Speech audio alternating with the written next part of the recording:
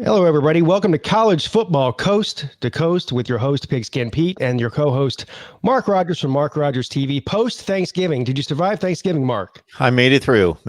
From what I hear from you, though, I had a lot less to try to make through than you had to deal with. Yeah. Anytime you get tons of kids involved in multiple families, you've been there before. You know how it goes. Been there. Yeah. You'll make it.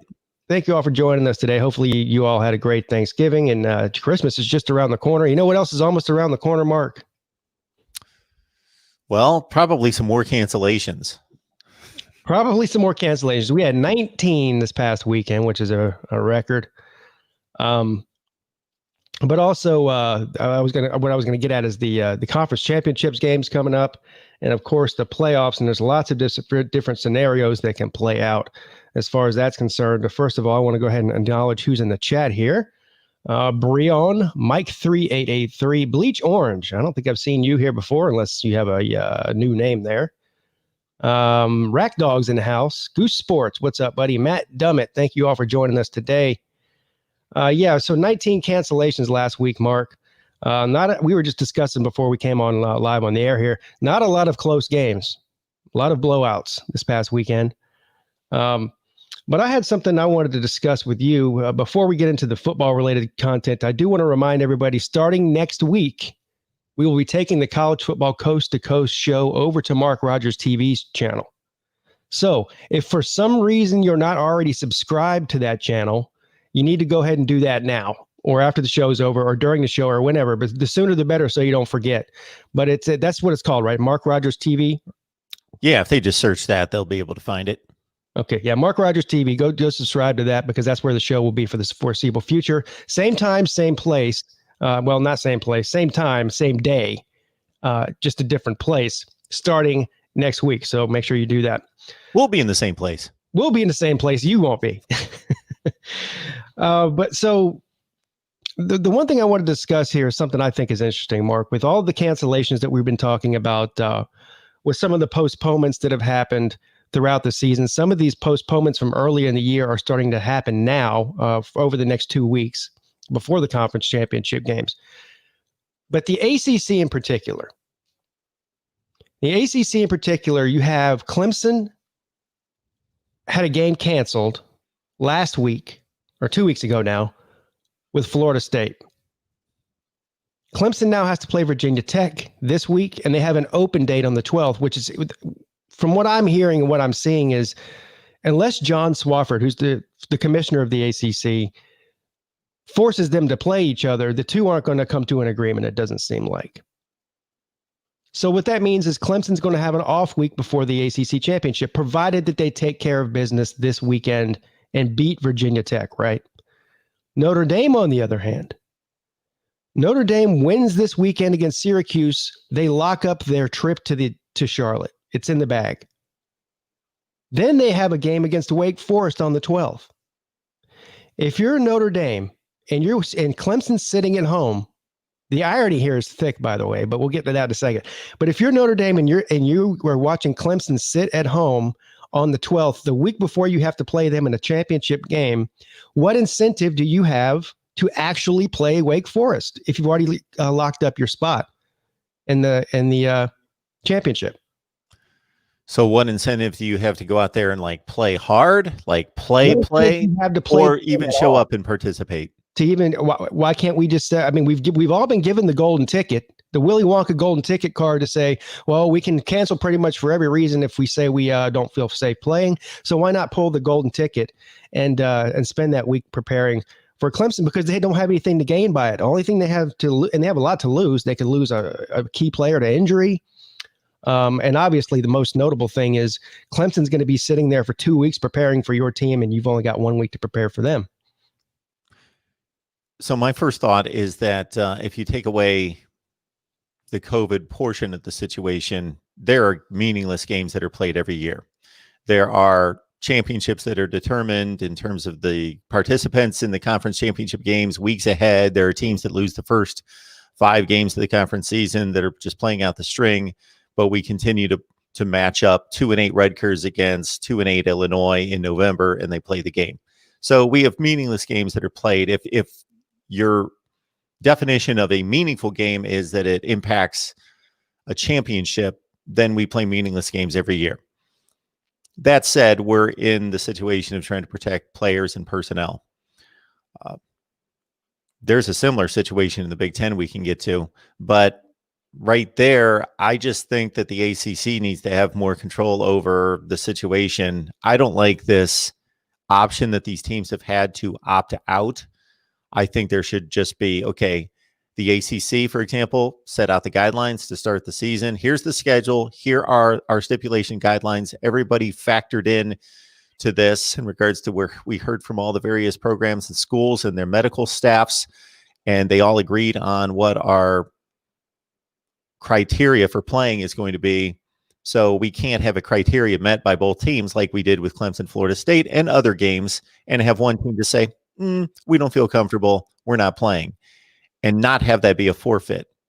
So that's the first thing I would have done out of the gate, instead of saying, we've got this criteria, but even if it's met, somebody can say, I don't feel comfortable playing.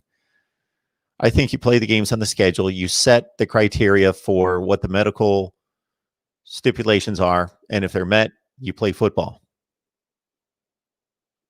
Sorry, I have my volume off. I completely agree. However, this is a different year. And so, again, going back to Notre Dame in particular, if you're Notre Dame, why don't you pull that card? Because there's no benefit to you playing on the 12th at all. And you do have a way out, according to the rules. Would it be a respectable thing to do to back out of Wake Forest? Probably not, but that hasn't stopped a lot of teams this year from backing out. So again, if you're Notre Dame, what reason do you have to not back out of playing Wake Forest next week if you beat Syracuse and lock up your spot in the championship? And maybe they'll do that. They might. And this is the problem. This is where I agree with you that the ACC and the other conference commissioners need to have more power and say so, and whether or not these games are played.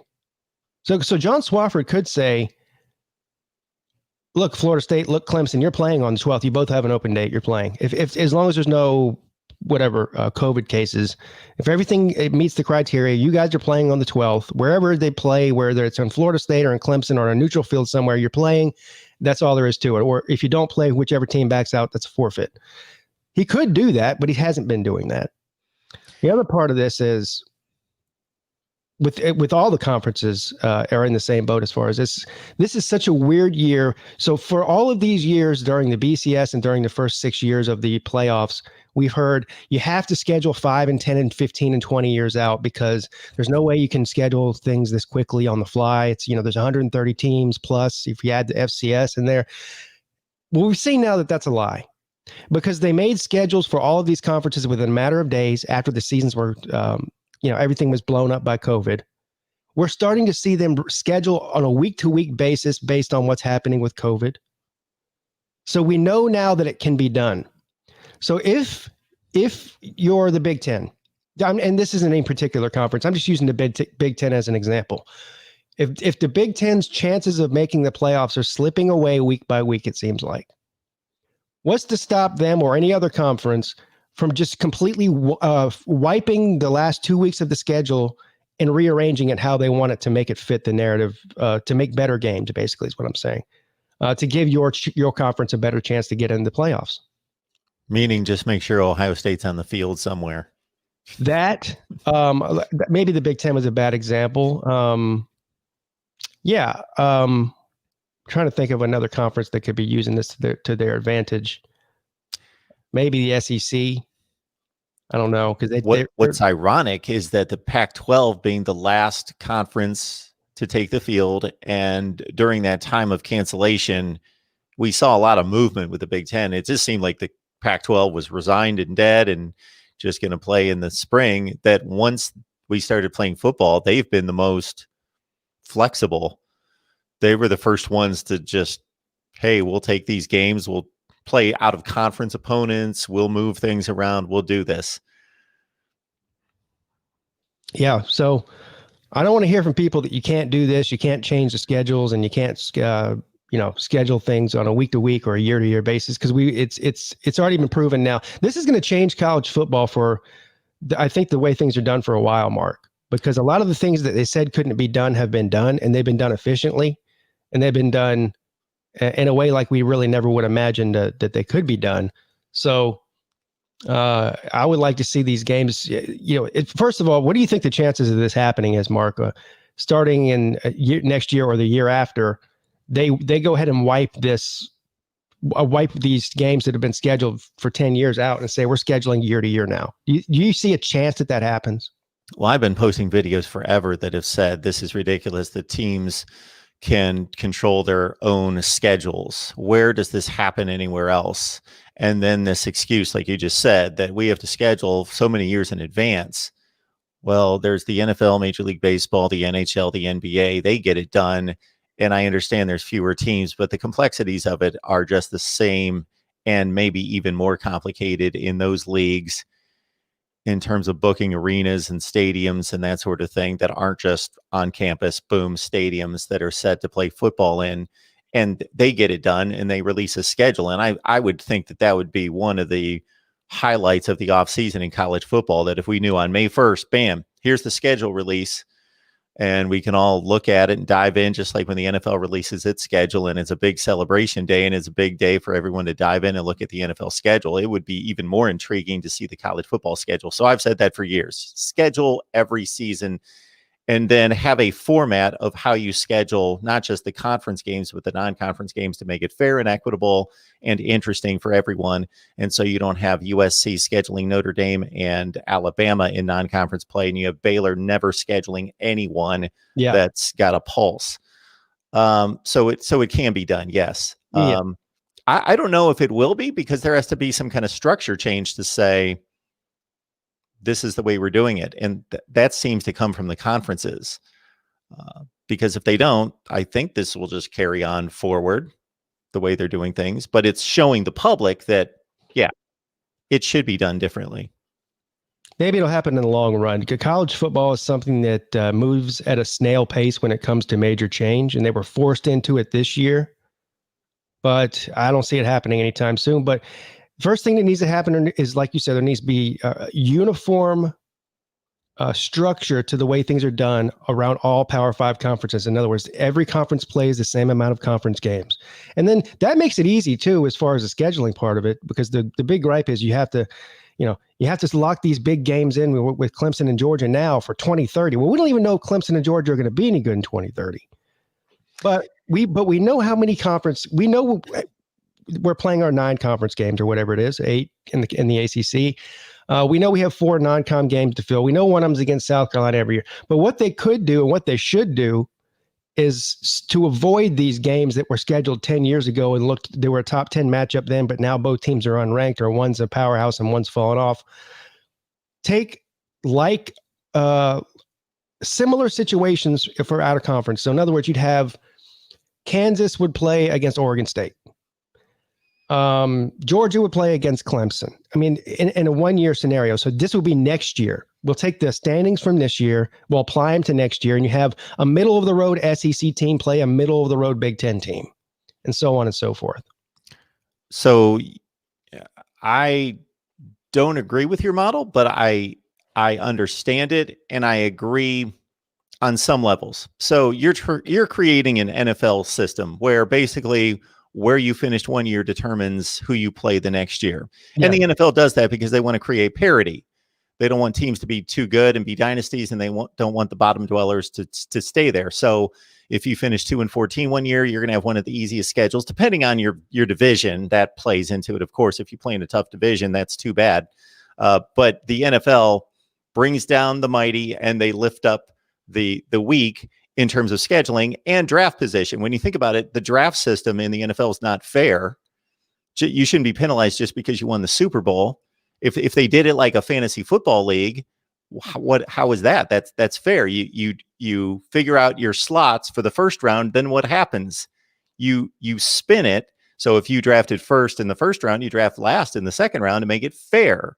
I would make the NFL draft fair, not to say, all the crappy teams in the league, we're going to try to lift you up because we feel bad for you. No, I would make things fair is the way I would do it. But I understand, and I think most people would agree with your system. I would actually schedule it because it would produce probably a little bit better games than my system, because people want to see Alabama and Ohio State play, and Clemson and Oklahoma play non-conference games. And I would schedule it so, let's say we went to 8 conference games. Let's just say I would rather go with 9, but whatever the figure is, we've got 3 to 4 games to schedule non-conference. I would go to a system where, like you, we look at last year's standings, and I would have a committee that also would look at things objectively and in context too. But basically, we would start with the system looking at last year's standings, and we would create a non-conference schedule for everyone in the Power 5 that was of teams that added up to a 500 record the year before. So in theory, everyone would have a fair and objective schedule. Mm-hmm. Yeah, no, that makes sense too. My point was that nobody wants to see Alabama against Duke, right? And then you also make rules considering the non-Power 5 teams. In other words, you're allowed to play one non-Power 5 team a year, whether it's in the Group of 5 or in the FCS or however you do that. But no more than that. And so there's ways where we can make it uniform and make it more interesting. But again, like I said before, everything in college football moves so slowly. You have different conferences, and you have different the universities fight back, the athletic directors and such. So it's politics at its finest. There is no governing body. The NCAA doesn't govern anything other than sanctions. So it's not like the NFL where you have a commissioner that makes rules for everybody. But thank you, Wilkie, for the $2 super chat. He says, thank you, Mark and Pete. Well, thank you. Thank you for the donation. Mark and I rely on all of your support financially and otherwise, or these shows would not happen. Speaking of that, Funky Fudge 11. Thank you, sir. He says, when it's done once, it's easier to do it again. Now, I like what he's saying so far. Do you think we'll see an uptick in players opting out mid-season going forward? Unfortunately, yes, I do. We saw this happen. I remember even just as short as 10 years ago, Mark, you didn't hear of players opting out of bowl games, no matter what bowl game it was. I don't care where they were supposed to go in the draft, where they were projected. Injuries, you name it, you didn't see it. It didn't happen. Maybe once, very, very outlier, but it wasn't as rampant. And then once it started happening, let's say right around the playoff era, I mean, the playoffs pretty much started this trend, right? If you weren't making it, if you played for Ohio State and you were a first round talent, and I'm not picking on Ohio State, I'm just using it as an example, but you didn't make the playoffs that year, then it's all for nothing. I'm going to forego the Sugar Bowl and go to the NFL. And since the playoffs have happened, we've seen this happen over and over. The best example of this is Georgia in the Sugar Bowl against Texas a few years ago. Half of Georgia's team opted out. We saw the result of that. Texas, beat them pretty handily, announced they were back, and the rest is history. So they didn't announce that they had just played South Carolina basically in the Sugar Bowl, but right. Yeah. And the other part of this, Pigskin, that I find amusing, that once players started to opt out, I held nothing against them. They are looking out for their safety, looking out for their financial considerations in their career, their potential career going forward.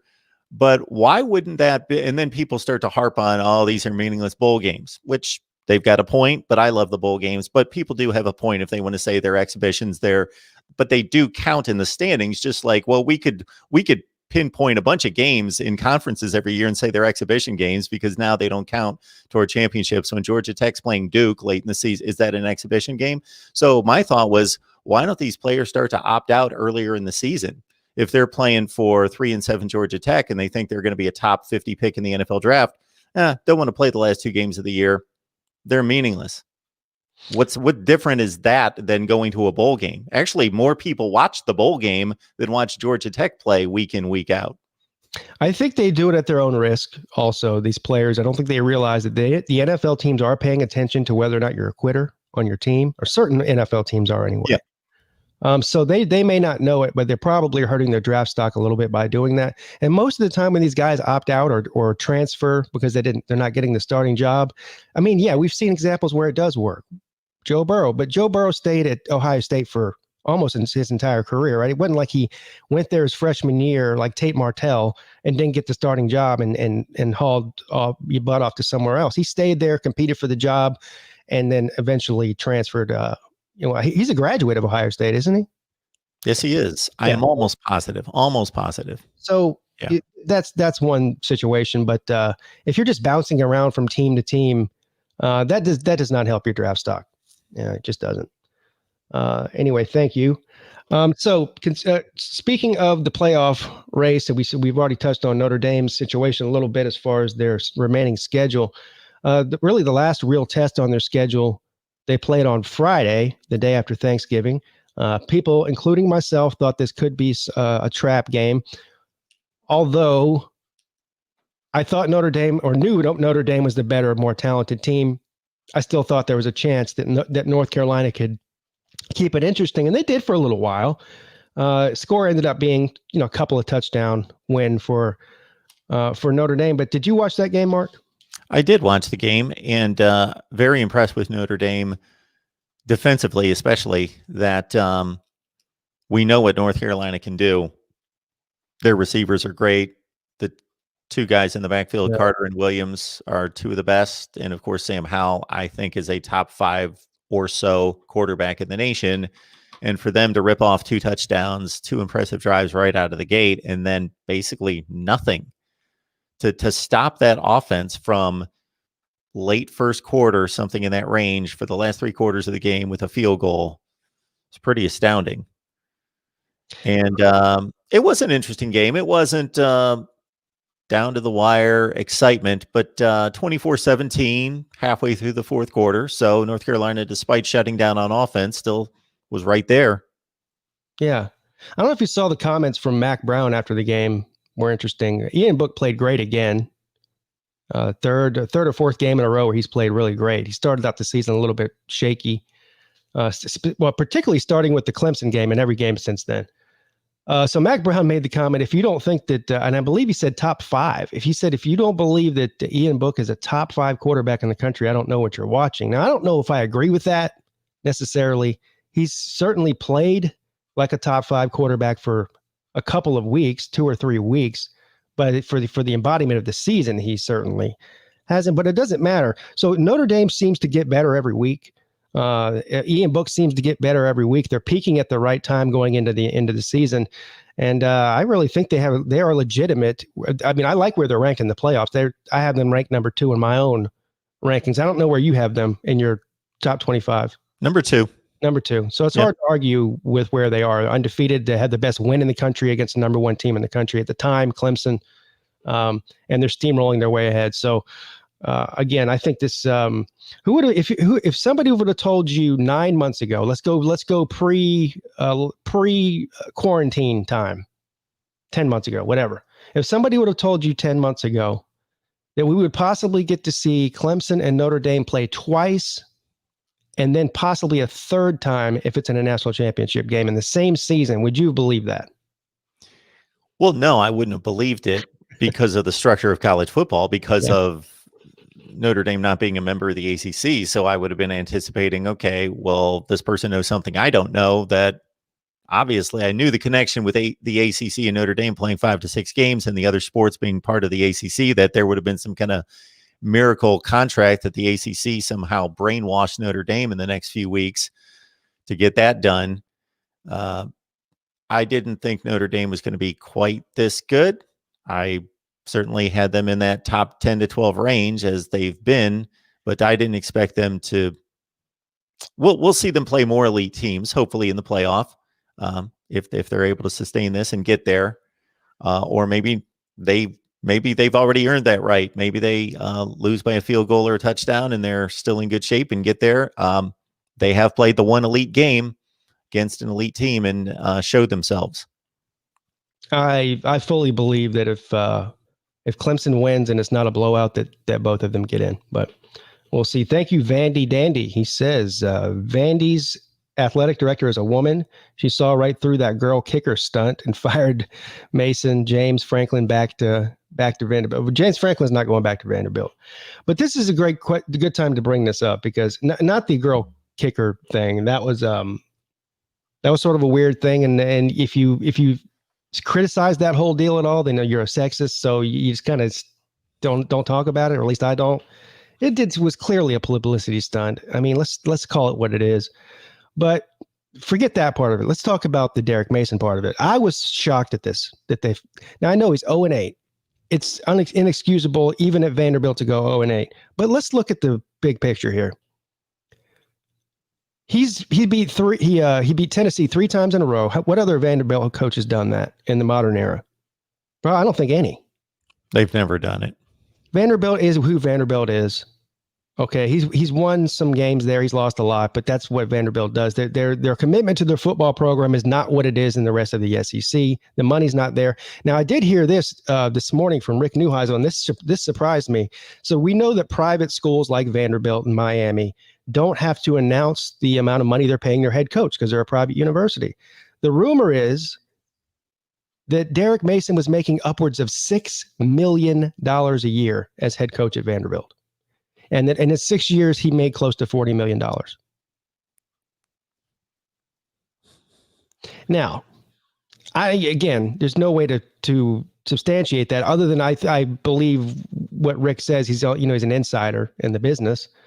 There's no way to substantiate that or look it up on Google or because it's not going to be listed there. But if that's true, Mark, well, that would make him the most overpaid coach in college football. That's number one. But if they can pay their coach $6 million or afford to, then where's the lack of money for the rest of the program?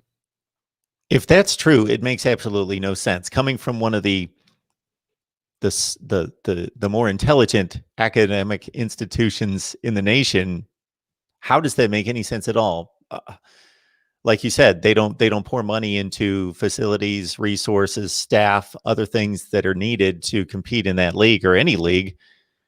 They also wouldn't have had to pay it because Derek Mason was coming in as a defensive coordinator from Stanford. So it's not like, okay, I'm Jim Harbaugh, pay me $1 zillion. I've done this, this, and that. I went online to a number of sources to try to find out how much he made because I posted a video to see, because I just figured, okay, he's got to be the lowest paid coach in the SEC, or maybe with tenure, 6 years, maybe they bumped him up and he passed a couple people. But the Wikipedia, which you can't rely on the Wikipedia, they were like $2.5 million. I found as high as 3.7. So I was trusting that, thinking 3.7 sounds pretty legit. And then they were naming all these coaches from Group of 5 schools, and the bottom of the Power 5 that were in that range or higher. Well, I'm just going off what Neuheisel said. I don't know, but Vandy Dandy says tax returns showed $3.5 million in 2018. Well, why would his tax returns be public? He's not a public employee. I don't know why he would just volunteer that information. Anyway, but forget the money part of it. This is the thing. Anytime a coach gets fired from a Power 5 job, you always ask yourself, if you're firing the guy, who are you going to get that's better? That's always the first question that's asked. Not that they can't, right? But if you look at the landscape of college football right now, there's going to be a lot of openings like there is every year. Is Vanderbilt a very attractive job? It's a very attractive city to live in. It's one of the most popular cities in the country. Nashville, fastest growing cities, great place to live, yada, yada, yada, in the whole 9 yards. But it's still Vanderbilt, still the Vanderbilt football job. Expectations aren't super high, but apparently you can't go 0-8 or they will fire you.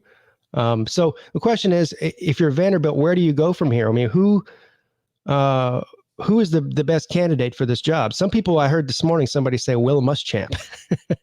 Keep him in the East, from Florida to South Carolina, then to Vanderbilt. It's going down the ladder instead of up, Missouri, he's headed your way eventually. Yeah. So my first thought is always, when a coach gets fired, it's evaluating, because of what we do, evaluating, okay, was this fair? Should he have been fired? And that's one of the more difficult places to evaluate a coach, for what you just stated. They play in the best conference and they just don't give the coach, the program.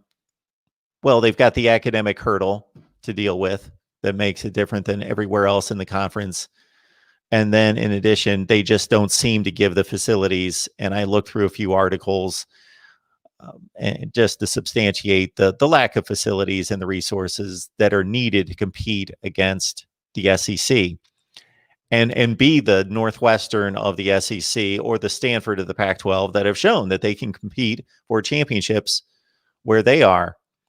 I don't think Derek Mason did a good job at Vanderbilt, but he also didn't have much of an opportunity. Yeah. Now, James Franklin somehow went 9-4, 9-4, and 5-3 and 5-3. So James Franklin, his last 2 years, went 10-6 in the SEC. Derek Mason went 10-47. Yeah. In the SEC. The only thing I would say about that, Mark, is if you look at the time frame when James Franklin was there, the SEC East was very down. Yeah, I was. So I was going to mention take advantage. Florida down, Georgia down, Yes. somewhat down. Somewhat down. Well, nothing compared to what they are now. So I don't think Derek Mason did a good job, but also, yeah, Vanderbilt. Who do you get to come to Vanderbilt? You get a group of 5 guy, or you get a coordinator who wants to show, hey, I can make us competitive. Because if you win 5 or 6 games at Vanderbilt, get to a couple bowl games in the span of 3 or 4 years, maybe you're showing that, okay, I can make the leap and go somewhere else, and people are impressed with that. Right. While we're on the coaching search conversation, real quick, we may as well just lead into South Carolina, because the news, it seems it's almost inevitable that Shane Beamer is going to be the next head coach at South Carolina. Have you heard about this? Is there any validity to the rumors? I mean, I'm assuming that there is some validity to it, even though they haven't made an official announcement yet. Yeah, that's the same name that was in a collection of like 5 or 6 to start, but seems to have emerged. But I don't know about the validity of it. But I have seen several sources that say that he's their number 1 candidate. Actually, interestingly enough, I do have a South Carolina radio guy that comes on from 97.5. So he's right there doing it every day. And he came on last week. And even before, when this was just breaking, just a day after Will Muschamp and the university made the announcement, he was speaking. Shane Beamer was the guy even then. And so I'm going to have him on in the next couple of days anyway. But yeah, it appears that would be the case. So basically what it comes down to is it's Shane Beamer's job if he wants the job, is what it sounds like to me. That's who South Carolina is targeting. Yeah, they want an offensive guy. He's run one of the best offenses in the country. Mm-hmm. And if I'm Shane Beamer, I take the job. Yeah, I think it's a good, I can't believe I'm about to say this, because I don't think that South Carolina is necessarily a stepping stone job for most people. I think it should be a destination job. It shouldn't be a stepping stone job. Unfortunately for them, it kind of is a stepping stone job for somebody like Shane Beamer, though. I mean, maybe not. I mean, maybe, and this is the thing I keep hearing from and God bless the Carolina fans. They've been through the ringer for forever. But everything that I see them compare every coaching hire to Dabo Swinney. This guy could be our Dabo Swinney, And it's like, well, let's calm down. I mean, Dabo Swinney's a once in a lifetime type of hire for a place like Clemson or South Carolina. So let's not get the cart ahead of the horse here. But anyway, I think that Shane Beamer probably, I like this better than going out and trying to get a Les Miles or, a washed up coach like they normally do. So. Absolutely. And we talked about that last week. And I think we were both, right there with, you go get the 40 to 45-year-old guy that has a ton of energy, that has shown that he has an innovative offense and that he can build and have a structure. The only reservation I've got about hiring the coordinator over the group of 5 head coach is just that. It's a big difference in terms of running the whole deal versus being a coordinator of an offense. You're just dealing with players and strategies and scheme versus building a culture, an organization, a structure, figuring out communication, everything. Yeah, right. Exactly. The only thing I think I like about Beamer as far as that is concerned is that, obviously he's the son of a legendary Frank Beamer, so he knows about culture. And then he's working currently at a place now where they have that in place as well. In Lincoln, and under Lincoln Riley in Oklahoma. Speaking of disappointments, What happened to Oregon? Now, I will say, I'll give myself some credit here. I thought this could be. I said I called an upset. I actually bet against Oregon as far as the spread was concerned. I did not really think that Oregon State was going to go out there and beat them. But did this end the Pac-12's chances? I mean, I know on paper it didn't. USC still undefeated, whatever. But for all intents and purposes, did this end the Pac-12's chances of getting in the playoffs this year? Ended completely? No, just because I put Oregon and USC in the same category of being the Oregon more so that people thought could run the table and be a legitimate candidate. But USC is undefeated. Now they've got to get back on the field and play. It would have been better for those two teams to have met as undefeated teams in the championship game. So then the winner could say, okay, we beat this other undefeated team. And the way I lined it up, I think here last week was for Oregon. I guess it could be Washington now for Oregon and or Washington, because they meet the last game of the season to beat an undefeated other and then beat a undefeated USC and have that back-to-back. We beat undefeated teams in the Pac-12 to have something to go on. But yeah, the Pac-12 is pretty much dead. I kind of made the same guesstimation on that game where I didn't pick the upset, but I took Oregon State with the points. And I also stated, I was running through playoff scenarios on some videos a week ago. I predicted that Oregon would lose one of its games before the championship game, and the Pac-12 would be history. Well, the initial college football playoff rankings that came out on Tuesday, they made it hard for a team like Washington. Some of these group of 5 teams that had outside chances of getting in, where they were ranked in that initial ranking with only 3 weeks to go, it made it virtually impossible, no matter even if they went out, to climb 15 spots into the top 4. Basically, is what I'm saying. So I just don't see a path. I mean, I think Southern California would have to win out. They'd have to play out. They'd have to win out, and they'd have to win by 100. I mean, at this point, I think that the Pac-12 is pretty much dead. Did this help out the Big 12 at all with a 2-loss Oklahoma, for example? No, I don't think so. I just don't see it happening there unless the Big Ten can't get Ohio State eligible and they just beat each other and the Big Ten knocks itself out. What's the magic number for the Big Ten to be eligible for the Big Ten championship? How many games? This is ridiculous. You want to hear my rant on the Big Ten? I'll try to condense it from my 10-minute video to this. This is driving me nuts. Okay. See if you can make any sense out of this. So right now, the way things stand, if Ohio State can't get on the field for 6 games, because that's the bar that the Big Ten has set, you need to play at least 6 games.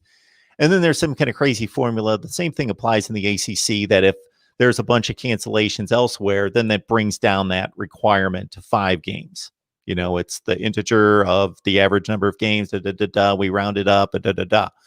But somebody figured out on CBS Sports, fortunately, because I didn't want to have to figure it out, that the Big Ten would have to have 12 cancellations in the next 2 weeks to bring that number down to 5. So basically, you need 6 games played to be eligible to play in the conference championship game. Well, let's say Ohio State only plays one of its last 2 games, and they're 5-0. Indiana would go to the Big Ten championship game at whatever 7-1 if they play their games. But let's say their games get canceled and they're 5-1, but they met that 6-game requirement. Did the Big Ten really think this through? They're going to send a 5-1 team to the Big Ten championship game in place of a 5-0 team that beat the 5-1 team. How idiotic is that? Why don't you just say forfeit one of the games that we missed? We'll be 5-1. If I'm Ohio State, you know what? We forfeit one of those games. Just give us the 5-1 record. If that's what it takes, we'll go to the Big Ten championship. That makes absolutely no sense to send. I could understand if Indiana was 7-1 and Ohio State's 5-0, saying, okay, you didn't play the required games and you could have lost those games. But when the difference is 1 and Ohio State, even if they played and lost that game, still goes, then they've qualified. Are you a baseball fan, Pigskin? Casual. Follow it this way. Do you know how they determine the batting champion in baseball? It's almost kind of like the same way. Like if Is you it need ERA? 100 at bats to qualify for a batting championship. Or I mean, not ERA. So Is it your batting average? yeah, the best batting average in baseball. You win the batting championship. So let's say you go 40 for 100 and you need 100 plate appearances to qualify. Of course, you need to have a standard 100. So you're 40 for 100. I'm 50 for 90. And somebody says you don't win the batting championship because you didn't have 100 at bats. But I'm like, it's impossible for me to be worse than 40 for 100. So why don't I win the batting championship? But that's what baseball does. If somebody's less than the required at bats, they give them 0 for whatever they need. And if they still are good enough, they give them the 0 for 10. They say, well, it's impossible for you not to win the batting championship. So you won it. In this case, it's impossible for Ohio State not to win the Big Ten championship or the Eastern Division. So why not just send them to Indianapolis? Especially when, I'll make one other point, Pigskin, on the same day, they will be sending them to go play another team, probably Wisconsin. So, okay, 5-0, Ohio State's playing Wisconsin on the same day that Indiana's 5-1, let's say, and playing in the Big Ten championship. I think the playoff committee will take that into consideration. I think so. Yeah. So it won't, I don't think that necessarily hurts Ohio State. I mean, the whole way the Big Ten handled this from the beginning, and we couldn't even get into that, but they screwed up from the beginning. Then they had a chance, at least an outside chance to salvage a season and make themselves look a little bit smarter. And then so they get the season, they get the schedule rolled out, and then they pull this. Why even put that limitation on the conference? For no reason. Of the 6 games thing. I don't know. They didn't foresee this, I guess. We punished you for COVID as a conference. We've punished all of our individual teams. Now we realize we screwed up and the rest of the conferences are playing. So we'll let you have a partial season, but you better not screw up and get any COVID, or we're going to punish you by not allowing you to play in the championship game. That's basically what they did. We'll see how it plays out. Yeah, we'll see how it plays out. I think Ohio State's still in decent shape. Now, if for some crazy thing happens where the rest of their season is canceled, or postponed, then they're out. But I think right now they're still in decent shape, especially where they sit in the playoff standings. They're in the top 4 right now, and there's a lot that has to happen for teams to pass them, I believe, as long as they continue to win. Speaking of the playoff bracket, Alabama just rolled over Auburn. You surprised about that? Maybe to that extent, but not really. They're that good. Think Auburn's a good team. They're not as good as they usually are, but they're somewhere in that range. And for Alabama to do that to them, like that wasn't a game. Alabama's I think they're the best team in the country. I don't think there's any debate at this point. And not that they can't be beat on a one-game situation with one of these other teams, particularly Clemson, Notre Dame, Ohio State, teams like that.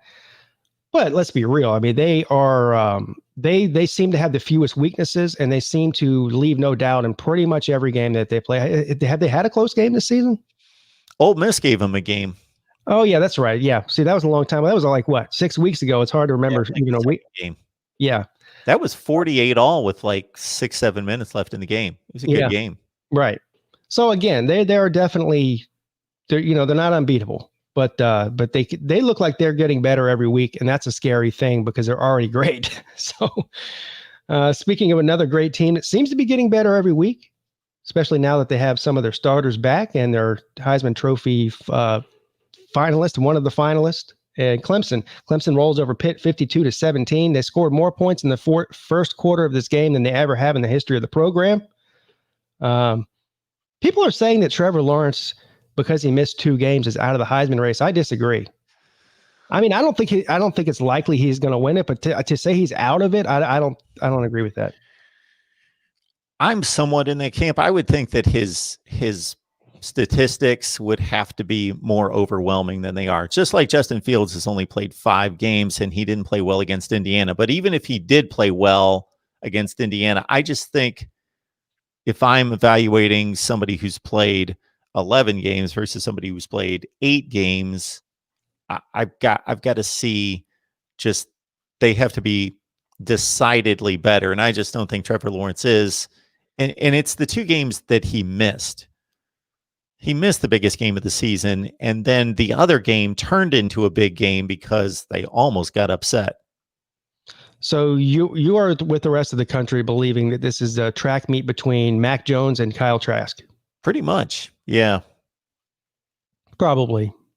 I think you're right. I mean, I don't disagree with that. It is a numbers / popularity award, and obviously Trevor Lawrence is popular, but he doesn't have the numbers that stack up to Trask or Jones, and by no fault of his own, really. But it is what it is.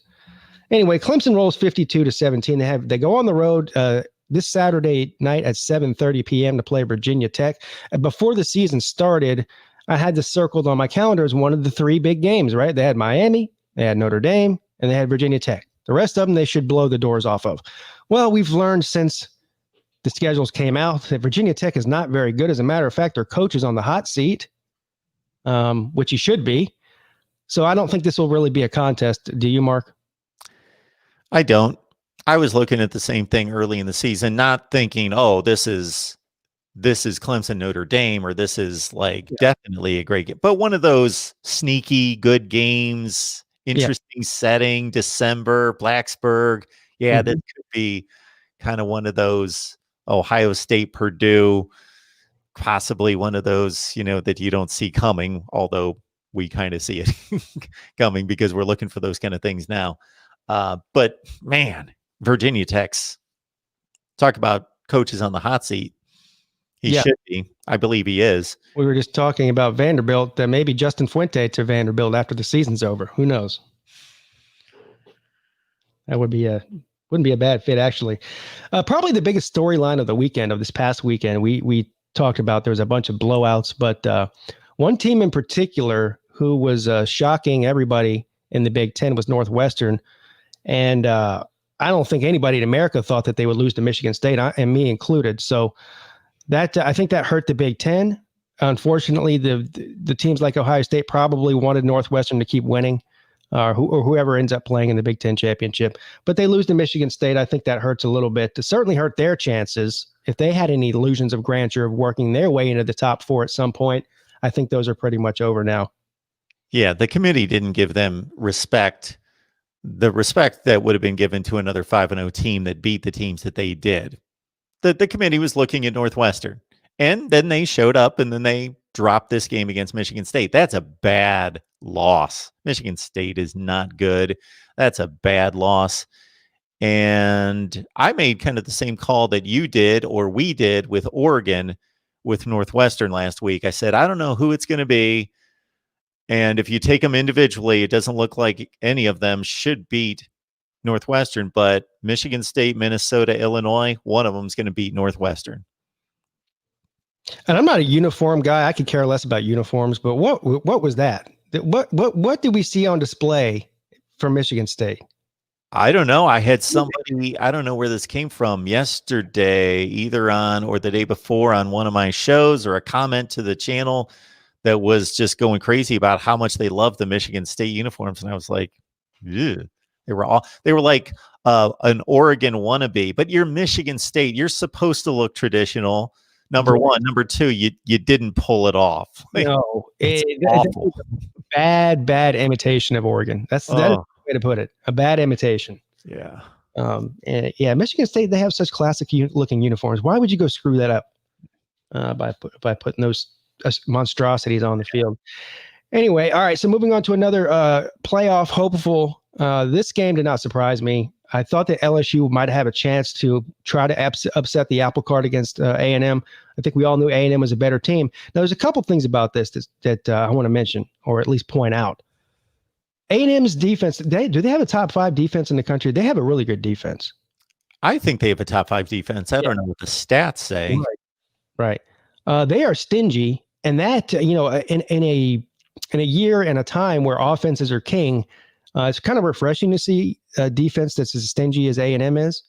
But I mean, we saw how they played against Alabama. Alabama didn't didn't take lightly to that, but nonetheless. But here's the problem I have with A&M. If they have an outside chance of getting in the playoffs, which I think they do, especially with the Big Ten problems and the Pac-12 problems and the Big 12 problems at this point, the offense seems to be regressing, Mark.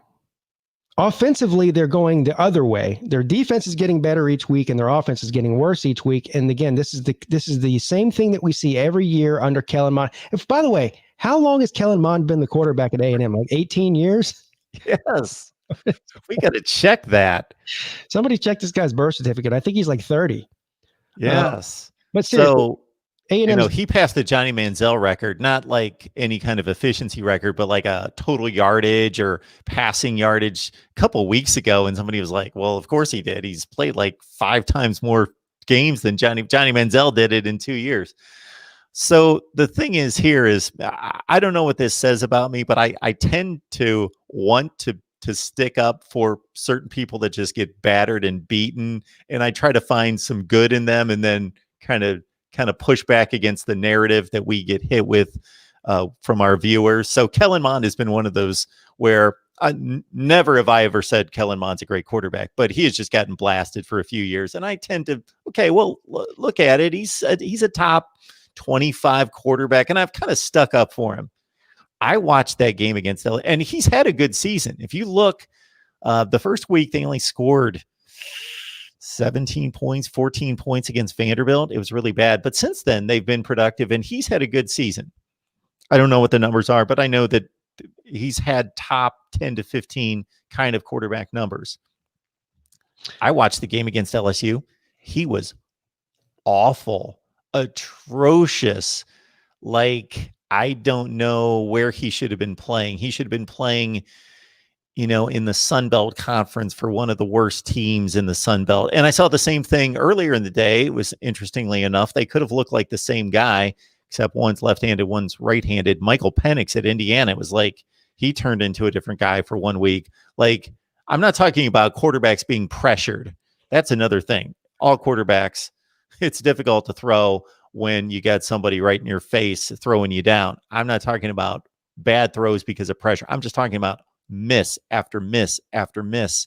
And then an obvious lack of confidence starting to aim the ball. And Kellen Mond was awful in that game. One of the worst quarterback performances I've seen in years. Yeah, if I was an A&M fan, I would almost rather not make it into the playoffs and save yourselves the embarrassment, because I just don't think, if you look at the teams that are most likely going to be in the playoffs, these are teams that can score 50 and 60 points at will. Yeah. And A&M just can't. They would get embarrassed, I think. Defensively, they look solid, though. Speaking of Michael Penix, he is officially out for the season with a torn ACL. I forgot about that. Yeah, he landed awkwardly running out of bounds. Yeah, they just officially rolled him out for the season. So that's terrible news for a great run for Indiana this season. And it seems like, I don't know what their backup looks like. Interestingly enough, their backup is the highest rated quarterback that they've ever had at Indiana. They've had some good quarterbacks, Antoine Randall and Trent Green and Nate Sudfeld a few years ago. And there's somebody else that's in the NFL that I'm forgetting. But Jack Tuttle from Utah, he's their quarterback now. He went 5 for 5 when he came in. He completed as many passes as Michael Penix did after he came into the game. Okay, so maybe there's not much of a drop off there for the Hoosiers. Sad news for Cincinnati, Mark. Cincinnati game's been postponed this weekend. What I already thought was an outside chance of them getting into the top 4 at the end of the season, I think that's pretty much gone now. They have been victims now twice, I believe, of postponements or cancellations. And so, resume alone probably would have been enough to keep them out, not by any fault of their own, but now postponements and cancellations on top of that. I just don't see any path for them. Do you? Not really. They were supposed to play. They missed the Temple game. Who were they supposed to play this week? Do you know? No, but I do know it's postponed. I can't remember who it was. It was a decent team too. I do know that much. A decent team in their. I thought so too. Maybe like Tulsa or somebody like that. But anyway, that's who it was. Yeah. Yeah, Tulsa's pretty good. Yeah. They're a top 25 team. So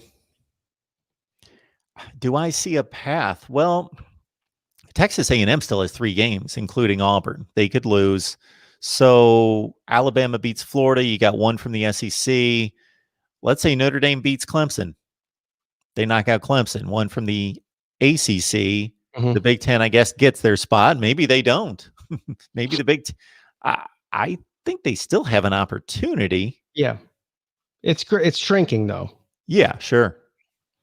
But I agree. There's still an outside chance there. Tyree wants to know, Pete and Mark, what is Florida's chances of beating Alabama? Well, if you want me to give you a percentage chance as of right now on November the 30th, 2020, 20% chance, 15% chance. Okay. You're slightly lower than me, but now I'm a little persuaded. I was going to throw out 25 was the first number in my head.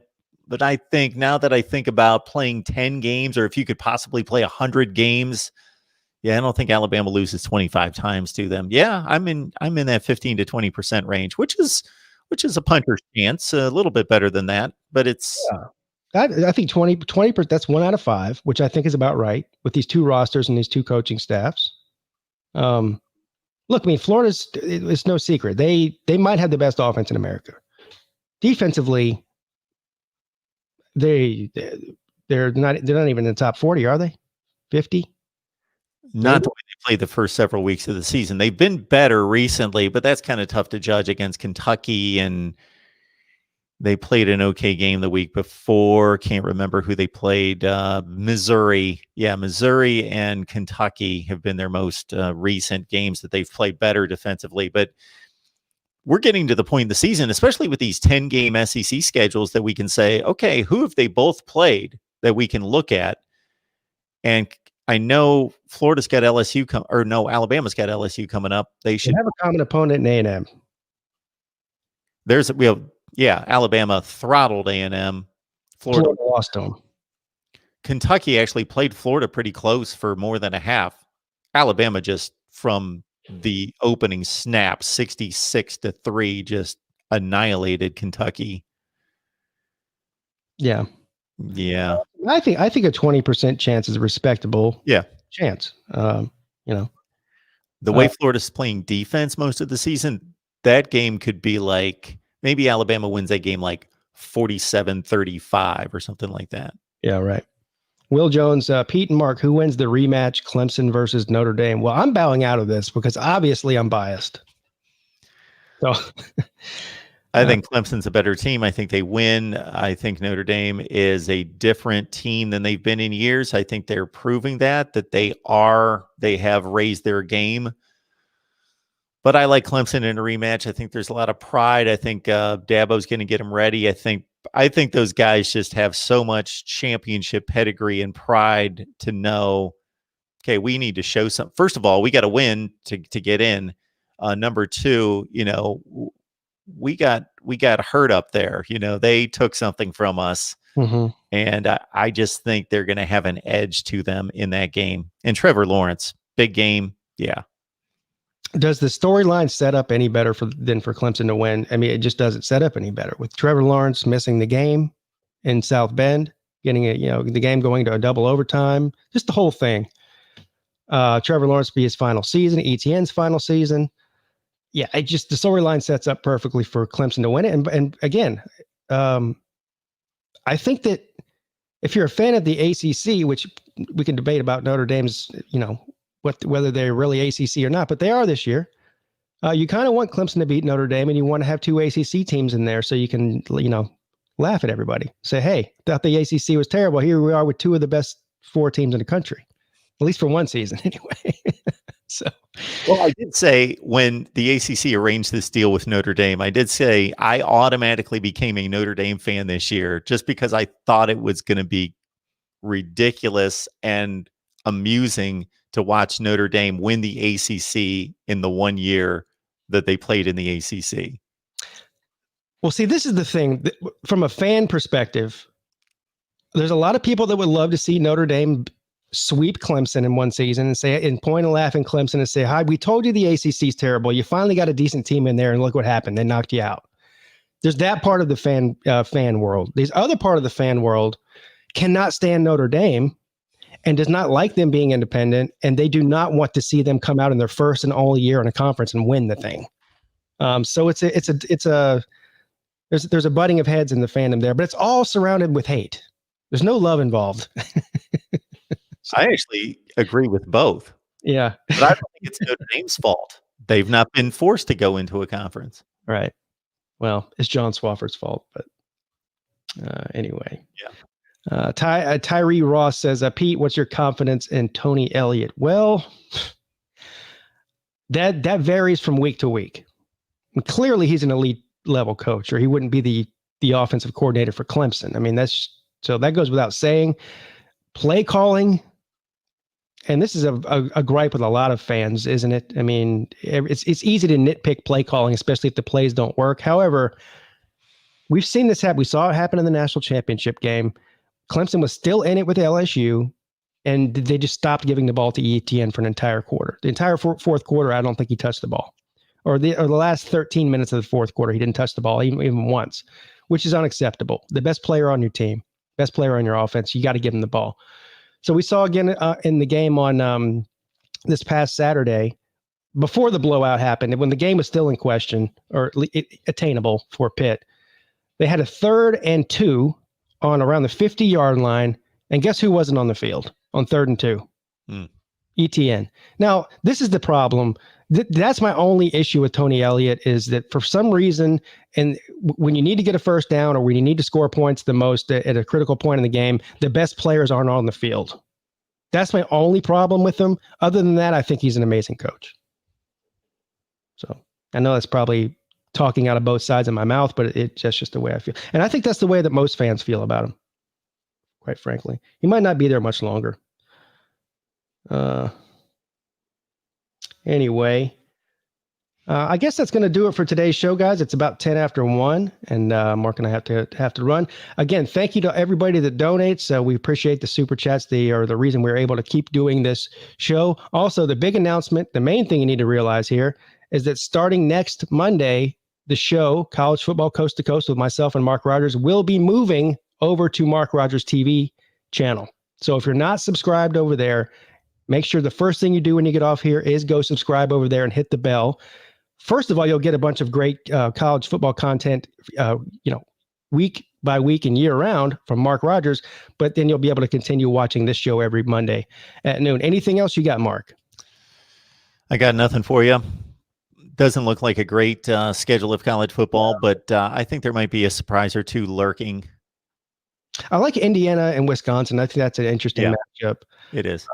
West Virginia and Iowa State. Iowa State's in the driver's seat in the Big 12 right now, so they need to hold on. And West Virginia's not a bad team necessarily, so look for an upset alert there. But yeah, in Alabama and LSU, just for the names on the jerseys type thing. Prime time game. Yeah, and the same thing with Clemson and Virginia Tech, although I think that's going to be a rout. All right, guys, thank you all for joining us. Have a great week. We'll see you again next Monday over on Mark Rogers TV. See you later.